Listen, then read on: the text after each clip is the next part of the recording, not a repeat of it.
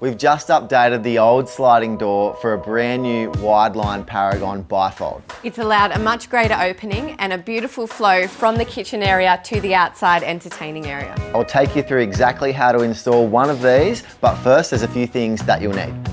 A level, plastic packers, A drill, Alcor flashing and a handsaw. 8mm Allen key, a tape measure, countersunk screws and some safety gear.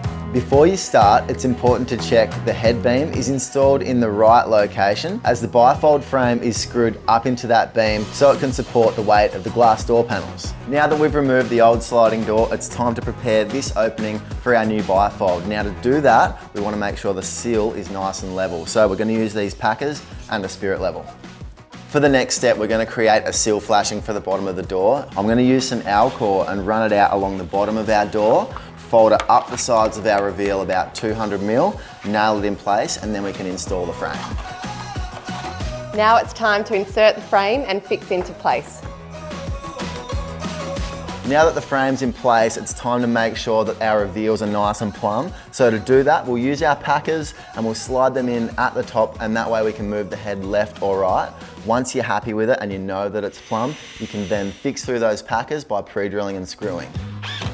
Make sure you've screwed off top, bottom and middle on each side.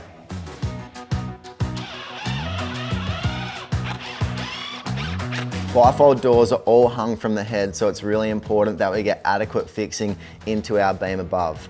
First up, move all the wheels towards one end of the frame, then pre-drill and fix off along the center line inside the track, and finally blow out any dust and shavings. Now we're ready to install the panels. Our first panel is going to slide over the pivot anchor at the bottom, and then we bolt up into the anchor at the top.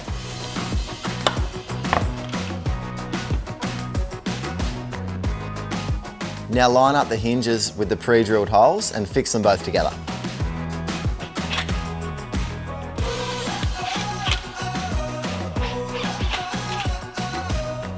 With the doors now shut, we'll install our last pivot bolt up into that final roller. We'll wind our panels up till we've got about 5mm gap between the top of our door and the track. And lastly, all we need to do is check our doors for alignment, making sure we've got an even gap down the left and right hand side. If you do need adjustment, you can do that via the screw points at the top and bottom pivot anchor. Now check that the hardware is in alignment and that your door locks and unlocks.